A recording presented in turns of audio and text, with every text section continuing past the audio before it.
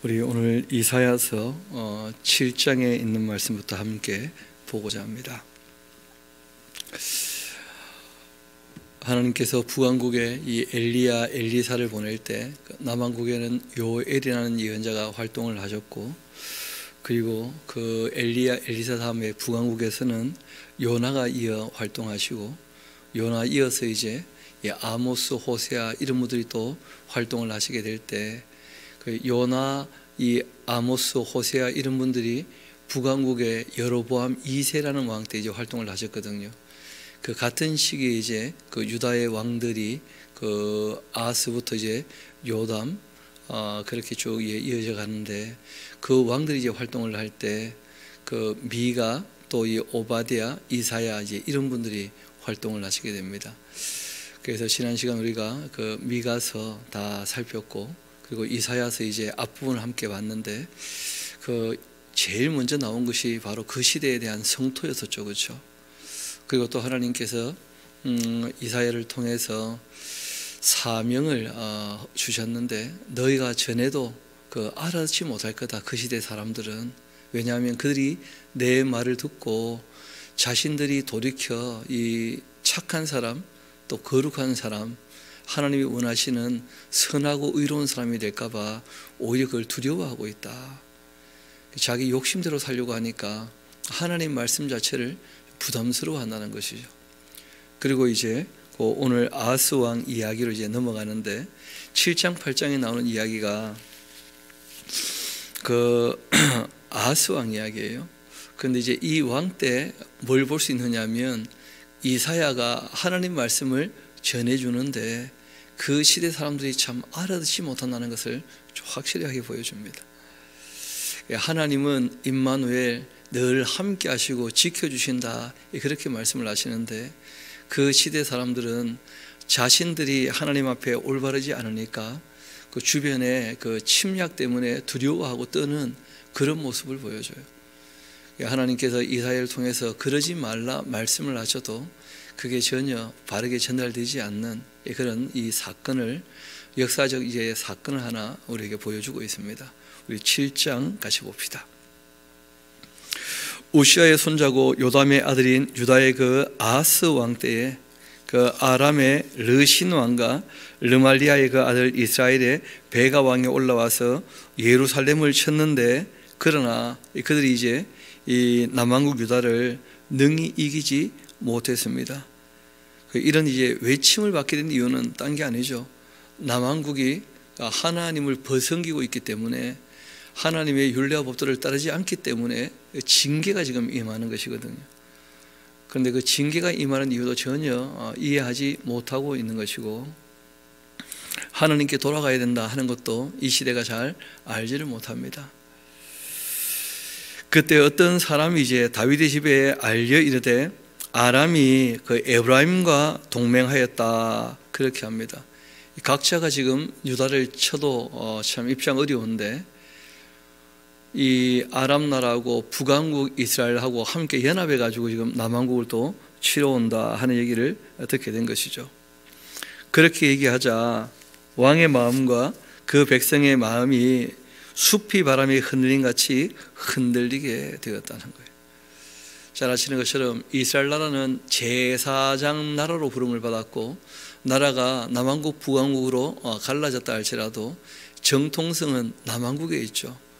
왜냐하면 북왕국은 처음부터 금송아지 우상으로 시작을 했고, 남왕국은 여전히 레위 지파가 있고 그 전통성을 이제 이어오고 있음에도 불구하고, 하나님을 바라봤다면 전혀 두려워하거나 흔들릴 이유가 없을 텐데, 하나님을 바라보지 못하니까 너무 흔들리고 있죠. 마음이 마치 숲이 바람에 흔들린 같이 그렇게 흔들리고 있다 하고 얘기합니다. 아하스 왕만 그런 게 아니고 그 모든 백성들, 그 남유다 모든 백성들이 하나님에 대한 올바른 신앙이 거의 없는 것을 보여주고 있죠. 그때 여호와께서 이사야에게 말씀하십니다. 너와 내 아들 그 스알 야숲은 윗 못 그 수도 끝 그 세탁자의 밭 큰 길에 나가서 아하스를 좀 만나라. 그에게 이르기를 너는 삼가며 조용하라. 이 르신과 또 아람과 르말리아의 그 아들 그 배가죠, 그렇죠? 그 심히 노할지라도 그들은 연기가 나는 두 부지깽이 그루터기, 그러니까 아주 연약하고 미약한, 하나님 앞에는 아무것도 아닌 그런 자들인데 왜 그런 걸 두려워하냐 하고 이제 한 말씀 하신 거예요. 그러니까 두려워하지 말고 낙심하지 말아라 하고 이제 하나님께서 권면을 하시고 부탁을 하십니다. 이유가 있죠. 아람과 또 에브라임과 르말리아의 아들이 악한 꾀로 너를 대적하여 이르기를 우리가 올라가 유다를 쳐서 그것을 쓰러뜨리고 우리를 위하여 그것을 무너뜨리고 또 다브엘의 그 아들을 그 중에 세워 왕으로 삼자 그렇게 하였으나 주 여호와의 그 말씀에 그 일은 서지 못하며 이루어지지 못할 것이다. 왜냐하면 이 아람이나 북왕국이 얼마 안 돼서 아수르라는 나라에 무너질 겁니다. 하나님께서 이미 아수르를 몽둥이로 써가지고 이제 북왕국을 때리실 것이고 그리고 아람 나라를 혼내실 거예요. 그런데 이제 남왕국의 그 아하스가 전혀 하나님을 바라보지 못하고 주님의 뜻을 따르지 않으니까 그런 나라들을 이제 두려워하면서 벌벌 떨고 있으니 이 이사야 예언자를 통해서 그러지 말고 좀 정신 차려라. 왜 세상에 곧 망할 것들을 보면서 겁내냐. 하나님을 바라보고 주님께서 말씀하셨던 율례와 법들을 따라서 정말 올바른 나라 좀 만들어야지 하고 그렇게 말씀을 하시는 거거든요. 근데 아무리 그런 말을 해도 그 잘 안 통하는 거예요. 이어봅시다. 다시 한번 7절 봅시다. 주 여호와의 그 말씀에 그들이 원하는 그런 일 서지 못하고 이루어지지 못할 것이다. 남왕국을 치자 하는 그런 일들은 이루어지지 않을 거라는 거예요. 대저 아람의 머리는 다메섹이고 다메섹의 머리는 느신임이여 65년 내에 굉장히 임박한 지금 종말을 얘기하고 있는 것입니다. 이 얘기를 이제 하고 있을 때에 얼마 안 지나서 그러니까 BC 669년 이때부터 하면 그때 이제 무너지게 되는데 북왕국은 BC 721년에 완전히 무너지고 아람은 669년에 무너질 거니까 이제 얼마 안 남은 거예요. 무너질 날이.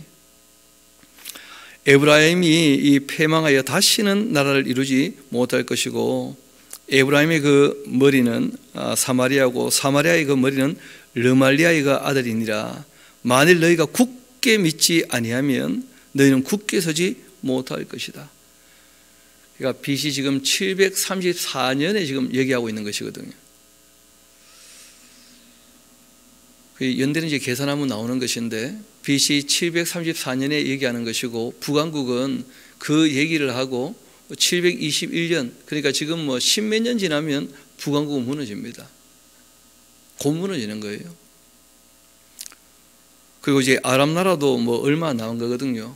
669년쯤에 그 아수리에서 무너지니까. 그러니까 65년 이내에 이 두 개 나라 다 무너지게 될 텐데 왜 그런 것들을 겁내고 있냐 하고 이제 말씀하고 계시는 것인데 이어봅시다. 여호와께서 또 아하스에게 말씀하여 이르시되 너는 내 하나님 여호와께 한 징조를 좀 구해봐라. 그거 잘 보셔야 됩니다. 그 아하스에게 지금 직접 말씀하시는 거예요. 너는 내 하나님 여호와께 하나의 징조를 구하되 깊은 데에서든지 높은 데에서든지 구해봐라. 그렇게 이제 말씀을 하셔요. 잘 안 믿어지면 징조라도 한번 구해봐. 확실하게 좀 믿어질 수 있게 그런 얘기 하는데 아하스가 그 하나님에 대한 그 이사야가 전한 그 얘기를 귀전에도 안 들어요. 뭐라고 하느냐면 나는 구하지 아니하겠나이다. 나는 여호와를 시험하지 아니하겠나이다. 이런 얘기를 해요. 하나님 시험하지 않는다 이렇게 이제 말은 했는데 내용인즉슨 나는 하나님 그런 거 잘 안 믿습니다. 그런 얘기를 한 거예요. 쉽게 말하면. 그때 이사야가 한마디 합니다. 다윗의 집이여 원컨대 들어봐라. 너희가 사람을 괴롭히고도 그것을 작은 일로 여겨 또 나의 하나님을 괴롭히려 하느냐. 아니, 물어보라면 물어봐야 되지 않겠냐는 거죠. 그러니까 이런 내용들은 그 아하스 개인에게 국한된 얘기입니다. 그리고 이제 그 다음 이야기가 중요한데요. 14절 봅시다. 그러므로 주께서 친히 징조를 아하스와 그의 시대 너희에게 주실 건데 보라, 이 처녀가 잉타하여 아들을 낳게 될 것이고 그 이름을 임마누엘이라 그렇게 할 거다 하고 말씀하신 거예요. 이것을 이제 그 유대인이었던 마태가 인용을 할 때는 메시아 예언인 것처럼 이제 인용을 해서 그 오해를 좀 불러일으킨 것인데, 그 실상 이 임마누엘이라고 하는 이 말씀은 하나님 늘 임마누엘이셔요. 하나님 무소부지하신 분 아니십니까? 지금 이제 어떤 얘기를 하고자 하느냐면, 아하스 너가 지금 하나님을 신뢰도 안 하고 하나님이 함께하는 것을 믿지 못해가지고 이 르신과 베가를 두려워하는 모양인데, 내가 너와 함께 있다는 확실한 표적을 하나 보여주마. 너가 알만한 어떤 이 처녀라고 되어 있는데, 이 처녀는 가임기에 있는 젊은 여성을 얘기하는 알마라는 단어를 썼어요. 말 그대로 동정녀를 얘기할 때는 빼뚤라라는 단어를 특별히 또 쓰기도 합니다. 그런데 여기서 얘기하는 것은 가임기 여성을 얘기하는 것인데, 너가 알만한 한 아이가 태어나면 그 아이에게 이름을 지어주라는 거예요. 임마누엘로. 하나님이 함께 하시니까 뭐 하지 않기를 원한다는 겁니까? 두려워하지 않기를. 그런데 유대인들은 그 비슷한 정황이면 그 성경 구절을 인용하는 그 유대인들의 그 특수성입니다. 그 민족의 특수성. 그래서 이제 유대인이었던 마태나 유대인이었던 그 요한이 구약을 인용할 때 보면 그 유대인들의 특성이 굉장히 강하게 나타나 있어요. 누가는 또 입장이 좀 다르죠. 그래서 성령께서 그 사람들을 감동하실 때 그 사람들의 이 인격과 실력을 사용하시기 때문에 그런 이제 유대인들은 아무 무리 없이 받아들일 수 있지만 그 이방인들 입장에서 이제 좀 따져봤을 때 그건 좀 무리한 인용이다 하고 얘기할 만한 것들이 있다는 것이죠. 다시 말씀드리는데, 이때 나오는 처녀가 잉타하여 아들을 낳을 것이고 그 이름을 임마누엘이라 하라 하는 것은 그 당시 아하스 왕에게 하시는 말씀이에요. 그 당시 아하스 왕에게. 여러분, 실제로 동정녀 탄생은 역사적 사실입니다. 그 마태복음에 기록되어 있는 그대로 또 누가복음에 기록되어 있는 그대로 하나님께서 그 정말 동정녀였던 마리아를 찾아가서 성령으로 잉태되어 참 하나님이시고 참 사람으로 예수님이 이 땅에 오신 것이고, 그 실상 거기에 대한 예언을 굳이 얘기한다면 그 창세기 3장 15절에 나와요. 여자의 후손이 그 뱀의 머리를 밟게 될 것을, 그 창세기 3장 15절에 이미 거기에 대한 예언을 하고 있는 것이거든요. 그 조금 더 읽어봅시다. 그 어떻게 이어지는지 그 이야기가. 14절에 그러므로 주께서 친히 징조를 너희에게 할 때, 우리를 지금 얘기하는 게 아니고요, 그 당시 아하스 왕, 그 당시 사람들을 얘기합니다. 너희에게 주실 것이라 보라, 처녀가 잉타하여 아들을 낳을 것이고 그 이름을 임마누엘이라 그렇게 할 거다. 그가, 그 임마누엘이라고 하는 그 아이가 악을 버리며 선을 택할 줄 알게 될 때, 그때가 되면 엉긴 저 꿀을 먹게 될 것이다. 여러분, 이 꿀을 먹는다라고 하는 것이 이게 참 특별한 내용이기도 하고 우리도 상식으로 조금 알아둘 필요가 있는데, 그 이스라엘은 꿀이 굉장히 흔한 그 지역이거든요. 그렇다 할지라도 그 아이가 1살 이전, 실제로는 뭐 조금 나이 더 잡아서 한 4살 이전에 그 꿀을 먹이는 것은 그건 문제가 생깁니다. 그 일본에서 또 한 번 사건 났던데, 너무 어린 아기에게 꿀을 먹이니까 이 꿀에 있는 그 특별한 균이 있어요. 그 애가 죽었다는 거 아니에요. 너무 어린 아기들에게는 꿀을 안 먹입니다, 일부러. 그러니까 4살 이전에는 꿀을 잘 안 먹여요. 4살 넘어서 이제 말귀를 조금 알아들 때부터는 이제 입에 꿀을 넣어주면서 성경을 읽어주고 그렇게 하는데, 갓난 아기에게는 꿀을 주면 큰일 납니다.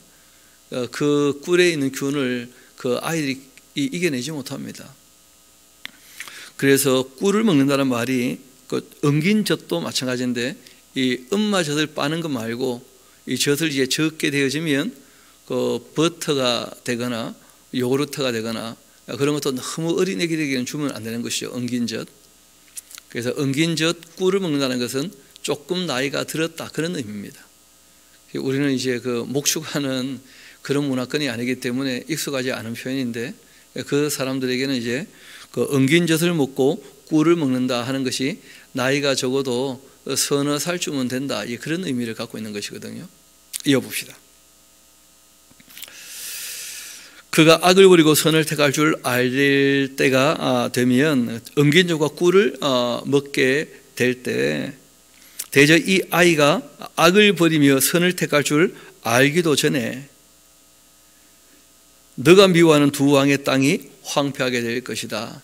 그러니까 지금 임마누엘이라고 이름하는 그 아이는 예수님을 얘기하는 게 아니라는 거예요. 예수님은 악을 버립니까? 원래 악이 없으신 분이십니까? 확실하지 않습니까? 그래서 여기서 얘기하는 것은 그 아하스 왕에게 지금 징조로 한 가지 말씀을 하신 거예요. 어떤 징조냐면, 너가 아는 한 이 젊은 여자가 아기를 낳게 되고 임마누엘이라는 이름을 짓게 되면 그 아이가 한 서너 살, 많아야 5살, 그러니까 분별력이 생겨가지고 그 악을 버리고 선을 택하는 그 나이가 이제 5, 6세인데 고전, 그리고 엉긴젖과 꿀을 먹게 되는 고어간, 그러니까 이스라엘 백성들은 명확히 그 어간이 명확히 나오는 것이죠. 그때 이제 이 르신과 베가는 무너지고 말 것이니까, 그러니까 그들을 좀 두려워하지 마라, 그 얘기를 하시는 거거든요. 그래서 그 한두 구절 떼가지고 이제 인용을 하는 것은 유대인들의 그 특성이기 때문에 마태가 인용했던 구약의 인용들은 우리가 한 번쯤 더 걸러서 봐야지만 오해 없이 볼 수가 있습니다. 이어봅시다. 여호와께서 그 에브라임이 유다를 떠나갈 때부터 당하여 보지 못한 날을 너희와 너희 백성과 너희 아버지 집에 임하게 할 텐데, 곧 아수르 왕이 올라와서 이 르신과 베가를 칠 거라는 거죠. 그날이 되면 그 여호와께서 애굽 하수에서 먼 곳의 그 파리와 아수르 땅의 그 벌을 부르시리니 다 와서 이 거친 골짜기, 바위 틈, 가시나무 울타리 모든 초장에 앉게 될 거다. 또 그날이 되면 주께서 하수 저쪽에서 세뇌어 온 이 삭도, 곧 아수르 왕으로 내 백성의 머리 털과 또 발털을 미실 것이고 수염도 깎으실 것이다. 그 아수르 와가지고 북왕국하고 이 아람만 칠 게 아니고 남왕국도 혼내실 것을 얘기하고 계셔요. 또 그날이 되면 사람이 한 어린 암소와 2양을 기를 텐데 그것들이 내는 젖이 많으므로 엉긴 젖을 먹을 것이라. 그 땅 가운데 남아있는 자 엉긴 젖과 꿀을 먹게 될 것이다. 그 아수르가 올라온다 할지라도 남왕국은 아수르 때문에 멸망하는 거 아니거든요. 또 그날이 되면 그 천국의 은천계의 그 가시가 있는 포도나무가 있는 곳마다 찔레와 가시가 나게 되고 온 땅에 찔레와 가시가 있으므로 화살과 활을 가지고 그리로 갈 것이고 보습으로 갈던 모든 산에도 찔레와 가시 때문에 두려워서 그리로 가지 못할 것이라. 그 땅은 소를 풀어놓으며 양이 밟는 곳이 될 것이다. 지금 하나님께서 계속 말씀하시는 것이 그 사마리아, 그러니까 북왕국을 얘기하는 것이죠. 그렇죠? 아주 황폐하게 될 것이다. 그렇게 이제 말씀들을 하신 거예요. 그 짤막짤막한 예언들이 몇 개가 연이어 쭉 나오고 있는 것이죠. 그리고 여호와께도 또 이사야에게도 말씀을 하십니다. 내게 이르시되 너는 큰 서판을 가지고 그 위에 통용되는 그 문자로 마헬살랄 하스바스라 그렇게 써라.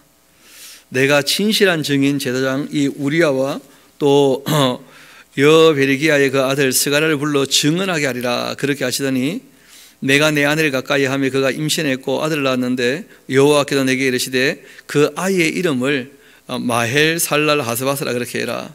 이는 이 아이가 내 아빠 내 엄마 그렇게 부를 줄 알기도 전에 그 다메섹의 제물과 사마리아의 그 노략물이 아수르 왕 앞에 옮겨질 것임이라 그렇게 하셨다는 거예요. 그러니까 임마누엘 예언만 가지고 안 되니까 하나님께서 이사야에게 한 가지를 더 말씀하신 거예요. 마헬 살랄 하스바스라 하는 말이 그 뜻이 있습니다.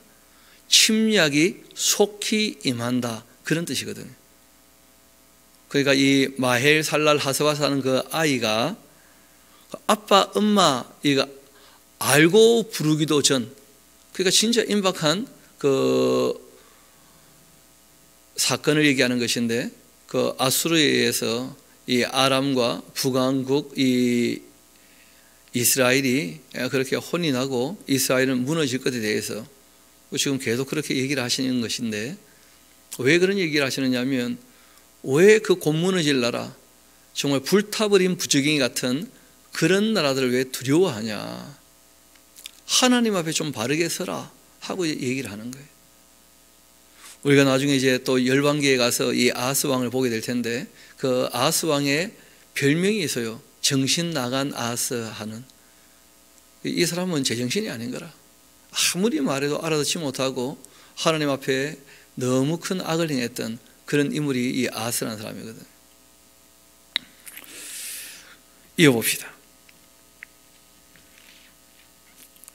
다시 한번 4절 봅시다. 이는 이 아이가 내 아빠 내 엄마라 부를 줄 알기도 전에 다메섹의 그 제물과 사마리아의 그 노략물이 아수르 왕 앞에 옮겨질 것임이라 그렇게 하시니라. 여호와께서 다시 내게 말씀하여 이르시되 이 백성이 천천히 흐르는 그 실로아 물을 버리고 르신과 르말리아이가 아들을 기뻐하고 있구나. 그 천천히 흐르는 실로아의 그 물 하는 말이 딴 게 아니고 기혼샘, 유다에 있는 예루살렘에 있는 그 시내거든요. 그러니까 다윗 왕가를 또 이 남왕국 사람들이 안 좋아하는 거예요. 그러니까 유다인들은 자기 나라를 별로 사랑하지 않고 오히려 아람 나라 부러워하고 북왕국을 부러워하고 그렇게 이제 하고 있으니까 하나님 그것도 참 안타까우신 거죠. 이 백성이 그 남왕국 유다 사람들이거든요. 그 천천히 흐르는 그 실로아의 물, 그 남왕국 유다를 하나님께서 일부러 10지파는 떼어주지만 한 지파는 유다에게 맡겨가지고 이 다윗의 후손에서 이제 메시아가 오게 하실 것인데, 그런데 그 다윗의 지파는 그 유다 지파를 별로 안 좋아하는 거예요. 그걸 버리고 르신과 르말리아가 아들을 기뻐하고 있구나. 그러므로 주 내가 흉령하고 창이란 큰 하수 곧 아수르 왕과 그 모든 위력으로 그들을 뒤덮을 것이라. 그 모든 골짜기에 이 차고 또 모든 언덕에 넘쳐 흘러서 유다에 들어와서 가득하여 목까지 미칠 것이다. 임마누엘이요, 그 아기 이름이죠, 그렇죠? 그 아수르가 와서 그 펴는 날개가 너의 땅에 가득하게 될 것이다 하시면서, 그 임마누엘이라는 아이가 그 아시는 것처럼 선과 악을 구분하기는 전, 또 은긴적과 그리고 이제 꿀은 먹을 수 있는 그 나이 때 그 북왕국은 무너질 것이고, 그리고 이제 아람도 어려워지게 되겠지만 아수르가 와서 그렇게 할 거 아닙니까, 그렇죠? 그리고 이 임마누엘이라는 아이가 살아 있을 때 그때 아수르가 올라와서 남왕국도 홍군형 낸다는 거예요. 그걸 미리 다 말씀하신 거예요. 실제로 뒤의 역사를 보면 우리가 다 알 수 있고 말씀하신 그대로 다 이루어진 것을 확인할 수 있습니다.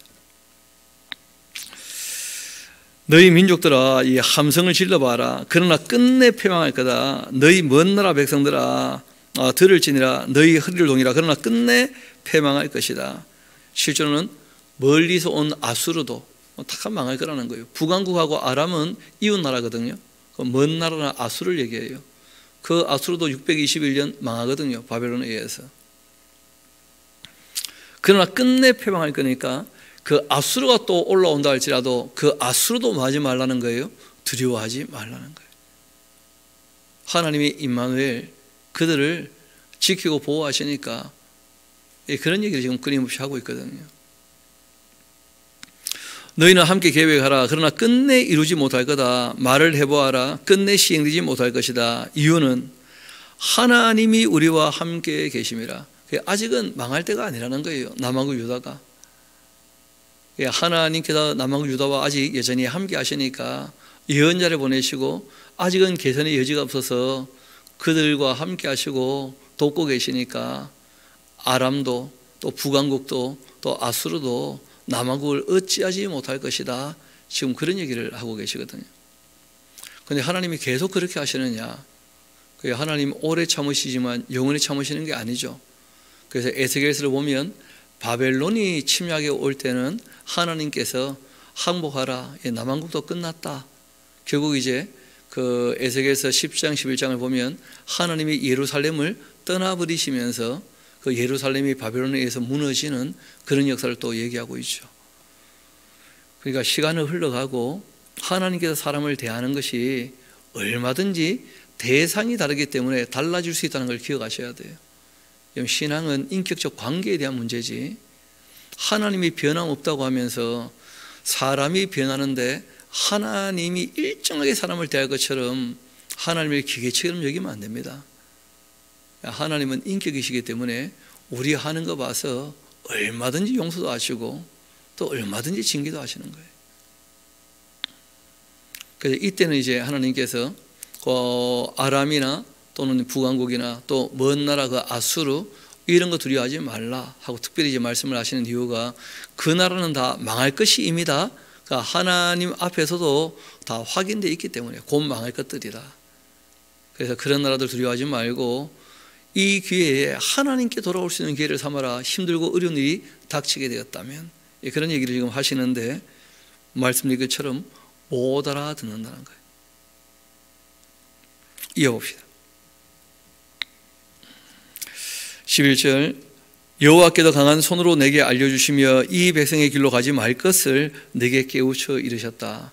그러니까 아람과 또는 이 배가 그 북왕국 이스라엘 또 아수르 이런 나라 닮아가지 말라고 또 부탁하시는 거거든요.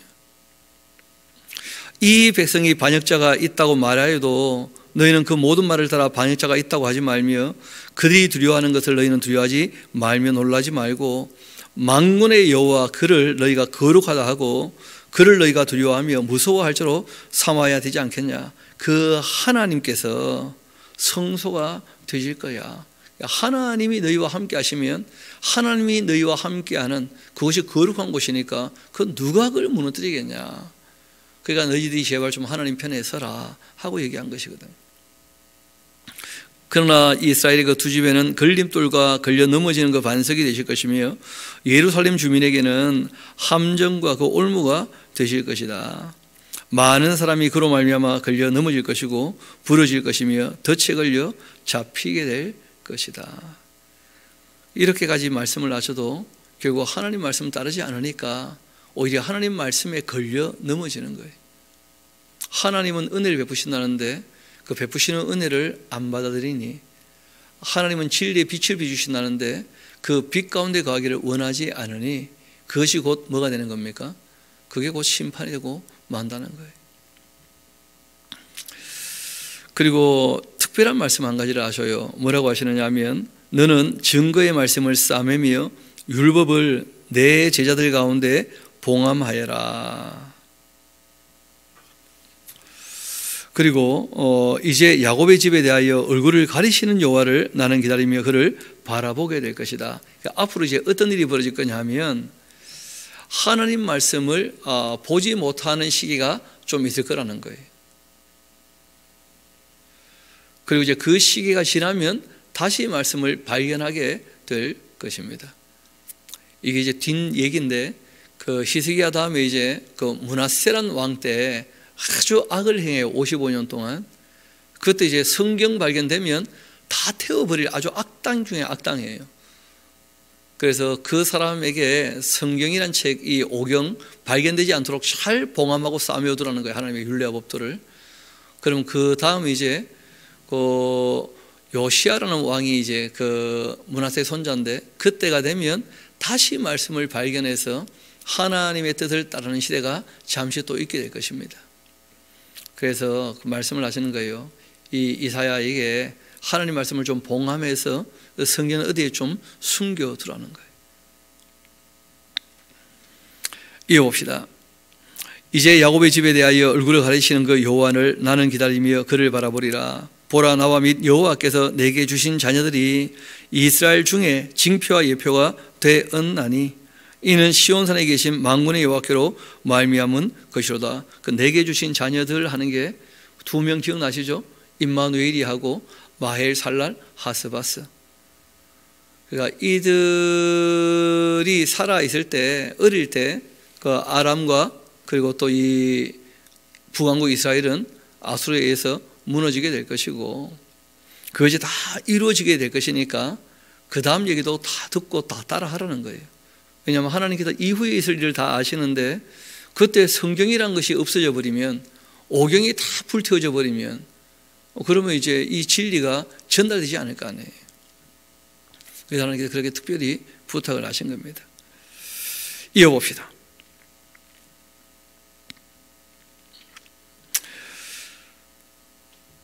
이것이 바로 시온산에 계신 만군의 여호와께로 말미암은 것이다. 또 어떤 사람이 너에게 말하기를 주절거리며 소살거리는 신접한 자 마둘사에게 물으라 하거든 백성이 자기의 하나님께 구할 것이 아니냐. 율법이 명확히 있는데 뭘 자꾸 길흉을 딴 사람에게 물어보냐는 거예요. 주의 말씀을 따라 살면 될 텐데 하나님 하신 말씀이 명확히 있는데 산자를 위하여 죽은 자에게 구하겠냐. 마땅히 율법과 증거의 말씀을 따르면 되지 않겠냐 말이에요. 그들이 말하는 바 이 말씀에 맞지 아니하면 그들이 정녕 아침 빛을 보지 못하게 될 것이다. 이 땅으로 헤매며 공고하며 줄일 것이라. 그가 줄일 때 격분하여 자기의 그 왕과 자기가 하나님을 저주할 것이고 위를 쳐다보거나 땅을 굽어보아도 환난과 흑암과 그리고 이 고통의 흑암뿐이라. 그들이 그 심한 흑암 가운데 쫓겨 들어가게 될 것이다. 하나님 말씀을 따라서 정말 음식을 좀 가려 먹고 정하게 먹고 몸을 좀 거룩하게 하고 그리고 관계를 정말 하나님 보시기에 깨끗하게 하고 정말 정직과 성실을 양식으로 삼고 공의와 그리고 이 정의를 향하는 것 자체를 당연히 우리가 해야 될 일로 긍휼과 자비를 베푸는 것을 마땅한 우리의 삶의 자세로 하나님을 정말 경외함으로 하나님을 또 사랑함으로 그 계명을 따라 살아가는 그렇게 하나님께서 기뻐하시는 삶을 살아야지 자꾸 길흉을 물어보면서 앞으로 내가 어떻게 해야 될까요? 그런 거 이제 물어보고 있으면 그 답이 안 나오는 거예요. 성경이 얘기하는 그 예언은 말씀하신 대로 다 이루어진다는 것이지 지금 무슨 직통 계시를 받아가지고 신호사에 대한 길흉을 얘기하는 것이 아니거든요. 그래서 하나님께서 그 말씀을 하신 겁니다. 마땅히 율법과 그 증거의 말씀, 역사에서 확인되는 것이니까 어떻게 해야 될지를 증거의 말씀을 따를지니라. 그들이 말하는 바가 이 말씀에 맞지 아니하면 그들은 정녕 아침빛을 보지 못할 거고 이 땅으로 헤매며 공고하며 줄이게 될 것이라. 그가 굶주릴 때에 격분하여 자기의 왕과 자기의 하나님을 저주할 것이며 위를 쳐다보거나 땅을 굽어보아도 환난과 흑암과 고통의 그 흑암뿐이니 그들이 심한 흑암 가운데로 쫓겨 들어가게 될 것이다. 그 이제 9장은 우리가 잘 아는 그 메시아 예언입니다. 전에 고통받던 자들에게는 흑암이 없게 될 것이다. 종종 말씀드리는데 하나님께서 이 저주나 징계에 대하여 쭉 말씀하실 때 또 실족할까 봐 회복에 대한 말씀을 하신다. 그런 얘기를 드린 적이 있는데 이어봅시다. 옛적에는 그 여호와께서 그 스불론 땅과 납달리 땅이 멸실당하게 하셨지만은 후에는 해변길과 요단 저쪽 이방의 관리를 영화롭게 하셨다. 그 재미있는 표현이죠. 이후에 하실 텐데 하셨다 이렇게 과거로 되어 있는 거예요. 이 시제가 성경 보면 이 시제가 그 쉽지 않은 부분들이 있는데 이거는 이스라엘의 그 문법 기법 중에 특별한 것이 하나 있습니다. 그게 뭐냐면 하나님 하실 일은 미래에 있을 일임에도 불구하고 너무나 당연한 것을 강조하기 위해서 과거형으로 쓴다는 거예요.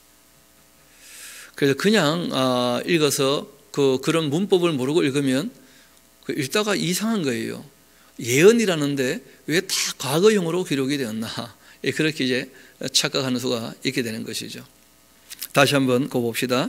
후에는, 그러니까 앞으로 있을 일이죠, 그렇죠? 그 후에는 그 해변길과 요단 족족 이방의 갈릴리, 이 스불론 납달리 땅이 영화롭게 될 것이다, 이렇게 되지 않습니까? 그렇죠? 영화롭게 하셨다, 후에는. 그러니까 참 이 시제가 우리가 일상적으로 쓰는 시제하고 좀 다른 표현들이 나와서 그 한 가지 말씀을 드린 겁니다. 이건 강조입니다. 아주 하나님의 말씀은 이루어진다는 것을 강조하려고 과거형으로 썼다는 거예요. 굳이 예를 든다면 이런 거죠. 중학생하고 유치원 아이하고 씨름을 할 때 시작도 하기 전에 뭐라고 합니까? 이 게임 끝났다. 그렇게 이제 함부로 우리가 얘기할 수 있잖아요, 그렇죠? 그러면서 이 강조에 대한 표현이죠. 이어봅시다. 흑암에 행하던 이 백성이 큰 빛 보고 사망의 그 그늘진 땅에 거주하던 자에게는 빛이 비치게 될 것이다. 예수님이 그 갈릴리에서 일하시게 되시는 것이죠. 주께서 이 나라를 창성케 하시며 그 즐거움을 다하게 하셨으므로 추수하는 그 즐거움과 탈취물을 나눌 때의 즐거움 같이 그들이 주 앞에서 즐거워하오니 이는 그들이 무겁게 맨 멍에와 그들의 그 어깨 채찍과 그 압제자의 그 막대기를 주께서 꺾으시되 미디안의 날과 같이 그렇게 하셨음이니라. 기드온이 미디안에서 이스라엘을 건진 것처럼 그렇게 메시아가 오셔서 그 이스라엘이 무겁게 지고 있는 짐, 압제의 짐을 다 벗겨주신다, 그런 얘기를 한 거예요. 실제로는 죄의 짐에서 우리를 어떻게 하신 겁니까? 건져주신 것이죠. 죄 짐을 다 벗겨주신 것이죠. 또 사망의 그 두려움이라고 하는, 이 죽음이라고 하는 그 짐을 우리에게 다 벗겨주신 것이죠. 죄를 사해 주시고 또 부활하심으로써 영생에 대한 소망을 주셨으니까요. 이어봅시다. 어지러이 싸우는 그 군인들의 그 신과 피 묻은 그 겉옷이 불의 석같이 살라지게 될 것이다. 그 재림하신 이후에는 정말 천년왕국이 이 땅에 이루어지면서 전쟁이 없는 것이죠. 이는 이렇게 다 되는 것은 어디서부터 시작되는 것이냐? 한 아기가 우리에게 나면서부터 시작될 거다. 바로 이 아기가 예수님이죠.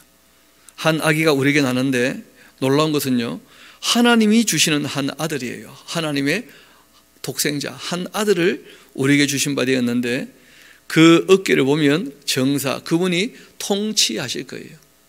그러니까 초림과 재림 다 함께 얘기하고 있는 겁니다. 이사야는. 그 이름은 기묘자라, 또 모사라, 그리고 전능하신 하나님이셔요. 그러니까 하나님의 아들이신데 하나님이시라는 거예요. 전능하신 하나님. 그리고 영존하시는 아버지하고 똑같으신 분이에요. 아버지라, 평강의 왕이라 그렇게 할 것임이라. 예수님이 어떤 분인지를 구약에서 얘기하는데 참 하나님이시며 참 사람이시다. 이미 구약에서 그 삼위일체에 대한 그 신앙을 우리에게 보여주고 있는 것이죠. 그래서 성부 하나님, 우리가 6장에 보면 거룩하다 하고 서랍들이 여호와 하나님을 찬양을 하고 여호와의 그 독생자, 성자 하나님을 이렇게 소개하고 있습니다. 오늘 11장도 우리가 보게 될 텐데 그 11장에 보면 성령 하나님도 소개하고 있어요. 이어봅시다. 그 정사와 평강의 더함이 무궁하고 또 다윗의 그 왕자와 그 나라에 군림하여서 그 나라를 굳게 세우고는 지금 이후로 그 영원히 정의와 공의로 그것을 보존하실 것이라. 만군의 여호와의 열심히 이를 어떻게 하실 거라고요? 이루실 거다. 하나님께서 일양 사랑하셔서 하나님의 이 예정된 사건이기 때문에 이루실 거라는 거예요. 그래서 이런 내용들은 아시는 것처럼 우리 기독교에 대한 얘기하고는 좀 다릅니다. 기독교는 마지막 납할 때 이 부활에 참여하게 될 것이고, 그리고 이제 휴거됨으로써 교회는 불붙은 유리바다 건너편으로 가면서 이제 완성이 되어지고, 그리고 이 땅에 이제 예수님 재림하시고 난 다음에 이루어지는 천년왕국은 이스라엘을 중심으로 한 회복을 얘기하는 것이고, 그때 예수님께서 통치하시는 것이죠. 그리고 그 통치가 다 끝나면 그 나라를 또 아버지께 바쳐서 진짜 궁극적인 천국, 영원한 천국으로 이어지게 됩니다. 천년왕국은 천국이기는 하지만 임시적 천국이에요. 이 땅에 이루어지는 천년 동안의 그 왕국이니까요. 그런 얘기는 또 앞으로 가면서 또 점점점 명확하게 될 것이고, 계시록에서 우리가 확정적으로 확인하게 될 테니까 우리가 쭉 끝까지 한번 가봅시다. 이어봅시다. 8절입니다. 주께서 야곱에게 말씀을 보내시며 그것을 이스라엘에게 임하게 하셨으니까 모든 백성 곧 에브라임과 사마리아 주민이 알 것이거늘 그들이 교만하고 완악한 마음으로 말하기를 벽돌이 무너졌으나 우리는 다듬은 돌로 쌓고 뽕나무들이 지켰으나 우리는 백향목으로 그것을 대신하리라. 그렇게 하고 있구나. 그러므로 여호와께서 르신의 대적들을 일으켜 그를 치게 하시며 그 원수들을 격동시키시리니 앞에는 아람 사람이요 뒤에는 블레셋 사람이라. 그들이 모두 입 벌려 이스라엘을 삼키리라. 그럴지라도 여호와의 그 진노가 돌아서지 아니하며 그 손이 여전히 펴져 있을 것이다. 그러니까 하나님께서 이렇게 말씀하실 때 그 북왕국 이스라엘은 또 까부는 거예요. 그래서 하나님께서 북왕국 이스라엘을 치실 것을 말씀을 하시는데, 그래도 여전히 그 손이 어떻게 되어 있답니까? 펼쳐져 있다는 거예요. 하나님께서 분을 다 바라신 게 아니라는 거예요. 감정이 있으시다니까요. 이어봅시다. 그리하여도 그 백성이 자기들을 치시는 이에게로 돌아오지 아니하며 만군의 여호와를 찾지 않고 있구나. 그 징계를 받으면 회개하고 돌이켜야 될 텐데 전혀 그럴 기비가 안 보이는 거죠. 그러므로 여호와께서 하루 사이에 이스라엘 중에서 머리와 꼬리 또 종려 가지와 이 갈대를 다 끊어버릴 거다. 고관 내작부터 물 길른 종까지 다 하나님께서 벌할 것을 말씀하시죠. 그 머리는 곧 장로와 존귀한 자들이고 또 그 꼬리는 곧 거짓말을 가르치는 선지자인데, 이 백성을 인도하는 자가 그들을 미혹하고 있으니 인도를 받는 자들이 멸망을 당하는도다. 이 백성이 모두 경건하지 아니하며 악을 행하고 있기 때문에 또 모든 입으로 망령되이 말하니 그러므로 주께서 그들의 그 장정들을 기뻐하지 아니하시며 그들의 그 고아와 가부를 긍휼히 여기지 아니하시리라. 그럴지라도 여호와의 진노가 돌아서지 않고 그 손이 여전히 펴져 있을 것이다. 왜냐하면 때렸으면 그때라도 회개하고 돌이키면 그러면 이제 노가 풀리시는 것이거든요. 그런데 때려도 대드니까, 맞아도 잘못을 인정하지 않으니까 아주 못되게 고집을 부리면서 하나님 앞에 대들고 하니까, 그러니까 그 노가 풀리지 않으시는 거예요. 대저 악행은 불타오르는 것 같으니 곧 찔레와 가치를 삼키며 빽빽한 수풀을 살라 연기가 위로 올라가게 함과 같은 것이라. 만군의 여호와의 그 진노로 말미암아 이 땅이 불타버릴 텐데 백성은 불에 설 것 같을 것이라. 사람이 자기 형제를 아끼지도 않고 오른쪽으로 움킬지라도 줄이고 왼쪽으로 먹을지라도 배부르지 못하여 각각 자기 팔의 그 고기를 먹게 될 거다. 므낫세는 에브라임을, 에브라임은 므낫세를 먹을 거고 또 그들이 합하여 유다를 치리라. 그럴지라도 여호와의 진노가 돌아서지 아니하며 그 손이 여전히 펴져 있을 것이다. 불의의 또 변명을 만들고 불의의 말을 기록을 하며 가난한 자를 불공평하게 판결하고 가난한 내 백성의 권리를 박탈하며 과부에게 토색을 하고 고아의 것을 약탈한 자는 다 화가 있을 것이다. 이 고관대작들, 종교 지도자들은 거짓말하는 거짓 선지자가 되고 말았고, 정치 지도자들은 백성들의 고의를 짜서 자기 배만 불리고 있는 사람들이 되었고, 그 악한 법을 가지고, 그러니까 법대로 하니까 책임도 못 물어볼 거 아니에요. 그런데 법을 악하는 법을 만드는 거라. 참 못된 사람들이 있다는 거죠.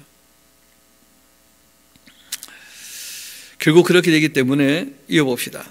화이들 진저 벌하시는 날 멀리서 오는 그 환난 때 너희가 어떻게 하려고 하냐? 누구에게로 도망하여 도움을 구하겠느냐? 너희의 그 영화를 어느 곳에 두려고 하냐? 포로된 자 아래에 구부리며 죽임을 당한 자 아래에 엎드러질 따름이라. 그럴지라도 여호와의 그 진노가 돌아서지 않고 그 손이 여전히 펴져 있을 것이다. 때려도 정신 못 차리니까. 아수르 사람은 화 있을진저. 그 아수르가 이제 하나님의 몽둥이가 되어 있는데 그 몽둥이가 또 교만하게 되었어. 그러니까 그 아수르가 또 화가 있을 거다. 그는 내 진노의 막대기고 내 손의 몽둥이인데 나의 분노인데 내가 그를 보내어 경건하지 아니한 나를 치게 했고 또 내가 그에게 명령하여서 나를 노하게 한 백성을 쳐서 탈취하며 노력하게 하며 또 그들을 길거리 지는같이 짓밟게 하려 하거니와 그의 뜻은 이같지 아니하며 그의 마음의 그 생각도 이같지 아니하고 다만 그의 마음은 허다한 나라를 파괴하며 멸치를 하려고 하고 있구나. 하나님은 징계의 이 막대기로 아수를 들어서 이제 때리려고 했는데 아수르는 교만해가지고 딴 나라 다 무너뜨리고 다 빼앗아 왔다는 거예요. 노예를 다 잡아오고, 하나님께서 노예를 잡아오고 인신매매하는 거 다 안 좋아하시거든요. 그게 하나님께서 하라고 하신 것보다 훨씬 더 하는 거야. 자기 욕심 때문에 아수르가. 그러니까 또 망하는 거죠. 그가 이르기를 뭐 내 고관들은 다 왕들이 아니냐, 갈로는 갈그미스와 같이 아니하며 하맛은 아르밧 같이 아니하며 사마리아는 다메섹과 같이 아니하냐. 내 손이 이미 우상을 섬기는 나라들에 미쳤나니 그들이 조각한 신상들이 예루살렘과 사마리아 그 신하들보다 뛰어났다 하면서 아주 교만방자하게 얘기합니다. 내가 사마리아 왔다고 그 우상들에게 행한 같이 예루살렘과 그 우상들에게도 행하지 못하겠느냐 하면서 북왕국을 무너뜨리고 남왕국에 와서 또 교만하게 떠들겠죠. 그러므로 주께서 주의 일을 시온산과 예루살렘에 다 행하신 후에 아수르 왕의 그 완악한 마음의 그 열매와 높은 눈의 그 자랑을 벌하실 거다. 그의 말에 보면 나는 내 손의 그 힘과 내 지혜로 이 일을 행하였나니 나는 총명한 자라 열국의 그 경계선을 걷어치웠고 그들의 재물을 약탈하였으며 또 용감한 자처럼 위에 거주한 자들을 낮추었고 내 손으로 열국의 재물을 얻은 것은 새의 보금자리를 얻은 것 같고 온 세계를 얻은 것은 내버린 알을 죽은 것 같았으나 날개를 치거나 입을 벌리거나 지저귀는 것이 하나도 없었다 하면서 뭐 교만방자하게 자기가 세상을 이 정벌한 것이 너무 쉬운 일이었고 자기가 하는 일에 아무도 딴소리 못했다 하면서 아수르가 교만방자하게 한마디 하는 거죠. 그때 이제 말씀하신 겁니다. 도끼가 말이야 어찌 그 찍는 자에게 스스로 자랑하겠으며 톱이 어찌 그 켜는 자에게 스스로 큰 치 하겠냐. 이는 막대기가 자기를 드는 자를 움직이려 하며 몽둥이가 나무 아닌 그 사람을 들려 한과 같은 것 아니겠냐. 그러므로 주 만군의 여호와께서 살진 자를 파리하게 하시고 그 영화 아래에 불이 부는 것 같이 맹렬히 타게 하실 것이라. 이스라엘의 그 빛은 불이 되고 그 거룩하신 이는 불꽃이 되실 것이라. 하루 사이에 그 가시와 그 찔레가 소멸되고 그 숲과 기름진 밭의 영광이 전부 소멸되리니 병자가 점점 쇠약하여 감 같을 것이라. 그 숲에 남은 나무의 그 수가 희소하여 아이라도 능히 개소할 수가 있게 될 것이다. 완전히 아수르 무너지고 말고 숲도 다 불타고 망가져 버려서 그 숲을 이루었던 그 나무 숫자를 아이들이 셀 만큼 그렇게 초라하게 될 거라는 거죠. 또 그날이 되면 이때 이제 그날 하는 하욤이란 말은 하나님이 계획하신 그날 그런 뜻입니다. 그러니까 앞에서 이어지는 얘기가 아니고 새롭게 동그라미가 기록된 것은 전혀 다른 단락이라는 겁니다. 그날이 되면 이스라엘의 남은 자와 야곱의 그 피난한 자들이 다시는 자기를 친자를 의지하지 않고 이스라엘의 거룩하신 이 여호와를 진실하게 의지할 때가 온다는 거예요. 남은 자 곧 야곱의 남은 자가 능하신 하나님께로 돌아오게 될 것이다. 그때 이때 남은 자는 당연히 야곱의 남은 자예요. 이스라엘의 궁극적인 회복에 대한 말씀들을 하고 계시는 거죠. 이스라엘이여 내 백성이 바다의 모래가 될지라도 남은 자만 돌아오리니 넘치는 공의로 파멸이 작정되었다. 계시록을 공부해 보면 쉽게 이해가 됩니다. 그 인을 떼고 나팔을 불고 이제 그 마지막 나팔 때 교회는 다 완성되어지고 또 인을 떼면서 이 땅에 진노의 대적을 퍼부으면서 이 땅에 이제 완전히 악이 소멸되고 난 다음에 그때 이제 돌이켰던 사람들 그 천유왕국에 들어가게 되거든요. 그래서 넘치는 공의로 파멸이 다 작정되어 있다 말씀하신 거예요. 그리고 이미 작정된 파멸을 주 만군의 여호와께서 온 세계 중에 끝까지 행하실 거다. 인을 떼고 나팔을 불고 그 다음에 또 진노의 대입을 퍼부어서 이 땅의 악을 제거하고 이 땅에 이루어지는 그 하나님의 나라는 한시적인 천국이죠. 천여왕국 뭐 그런 거예요. 그러므로 주 만군의 여호와께서 이르시되 시온에 거주하는 내 백성들아 아수르가 애굽에 한 것처럼 막대기로 너를 때리며 몽둥이를 들어 너를 칠지라도 그 아수르 두려워하지 마라. 내가 오래지 아니하여 내게는 분을 그치고 그들은 내 진노로 멸하리라 그렇게 하시도다. 만군의 여호와께서 채찍을 들어 그를 치시되 오랫바위에서 미디안을 쳐 죽인 것과 같이 하실 것이고 막대기를 드시되 바다를 향하여 애굽에서 하신 것 같이 그렇게 하실 거다. 잘 아시는 것처럼 기드온 때 미디안을 쳤을 때 미디안은 어마어마한 연합군이었잖아요. 기드온은요 300명과 함께 하나님의 전쟁이에요. 악을 도말하는 것은. 그러니까 이 악한 나라들 그 가까이에는 이 아람과 그리고 이제 북왕국 이스라엘, 지금 남왕국이 하시는 말씀이니까요. 또 먼 나라 누구를요? 아수르, 이런 거 두려워하지 말고 하나님 편에 서라고 끊임없이 말씀하고 있는 거예요, 예언자가. 그런데 참 죄송한 얘기지만 안 통한다고 말씀드렸죠. 그 당시 사람들은 안 될 거라는 거예요. 이어봅시다. 그날 그 무거운 짐이 내 어깨에서 떠나고 또 그 멍에가 내 목에서 벗겨지되 기름진 까닭에 멍에가 부러지게 될 것이다. 하나님 쪽에서 궁극적인 회복에 대한 말씀을 하시는 거죠. 그가 또 아야세에 이르러 미고론을 지나 믹마스에 그 장비를 두고 또 산 너머 게바에서 유숙하면서 라마는 떨고 이 사울의 기와는 도망하도다. 이 딸 갈림아 큰 소리로 외쳐라. 라이사야 자세히 들을지어다. 가련하다 너 아노도시여. 만메나는 피곤하며 이 게빔 주민은 도망하도다. 아직 이날에 그가 노베에서 쉬고 딸 시온산 곧 예루살렘 산을 향하여 그 손을 흔들 것이다. 이렇게 이제 그 주변 나라가 또 남왕국을 치러 와서 그렇게 휘어 흔들 텐데, 보라 주 만군의 여호와께서 혁혁한 위력으로 그 가지를 꺾으시리니 그 장대한 자가 지킬 것이고 그 높은 자는 낮아지게 될 것이고 쇠로 그 빽빽한 이 숲을 베시리니 레바논이 권능이 있는 자에게 배임을 당하게 될 것이다. 아무리 남왕국을 치어 흔드는 강력한 힘이 있는 자라도 다 하나님께 악하기 때문에 망할 거라는 거예요. 그러니까 너희들이 악하지 말라는 거예요. 하나님이 선하시니까. 거짓되지 말라는 거죠. 하나님이 참되시니까. 불의하지 말라는 거예요. 하나님은 의로우신 분이시니까. 그리고 이어 말씀하십니다. 이 새의 줄기에서 한 싹이 날 텐데 그 뿌리에서 한 가지가 나서 결실하게 될 것이다. 그런데 그 메시아 그분 위에 여호와의 영, 그 성령님이죠. 곧 지혜와 총명의 영, 모략과 재능의 영, 지식과 여호와를 경외하는 영이 강림하실 것이다.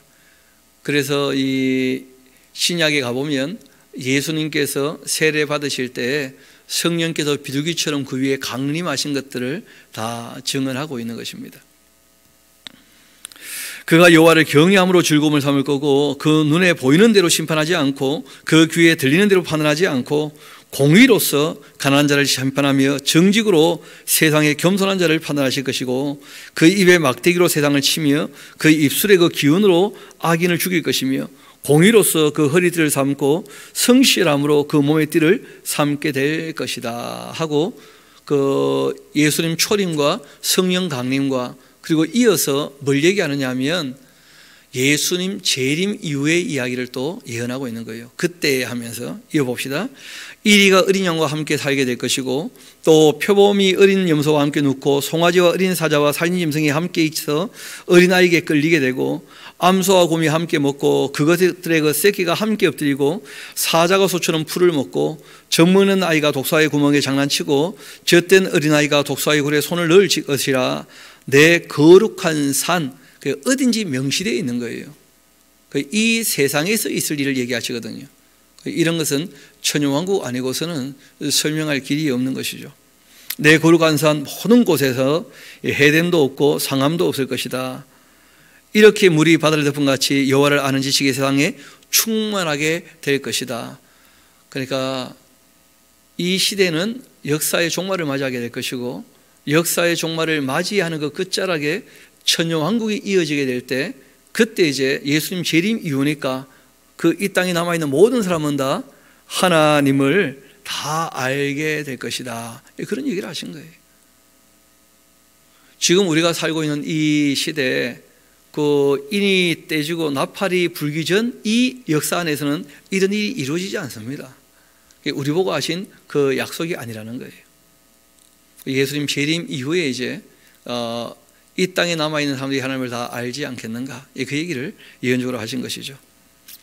또 이어봅시다. 그날 하나님의 계획하신 때가 되면 이새 뿌리에서 한 싹이 나고 만민의 그 기초로 서게 될 것이고 열방이 그에게로 돌아오리니 그가 거한 곳이 영화롭게 될 것이다. 그래서 초림 때도 마찬가지고 재림 때도 마찬가지인데, 그 초림 때는 예루살렘에서 복음이 시작되지만 이 예루살렘, 유다, 사마리아 땅끝까지 복음이 전파된다는 말은 더 이상 믿는 사람이 없어서 끝난다는 뜻이거든요. 그리고 이제 재림 때는 악은 다 도말되고 이제 그 천왕국이 시작되는 것이니까, 그러면 이제 이스라엘을 중심으로 해서 어떻게 되는 겁니까? 하나님께로 돌아오는 거예요. 그러니까 복음은 초림 때도 재림 때도 다 중심이 예루살렘이에요. 예루살렘. 아시는 것처럼 오순절 성령께서 강림하신 것도 어디에 강림하셨습니까? 처음에 예루살렘에서, 거기서 교회가 처음 시작되거든요. 이어봅시다.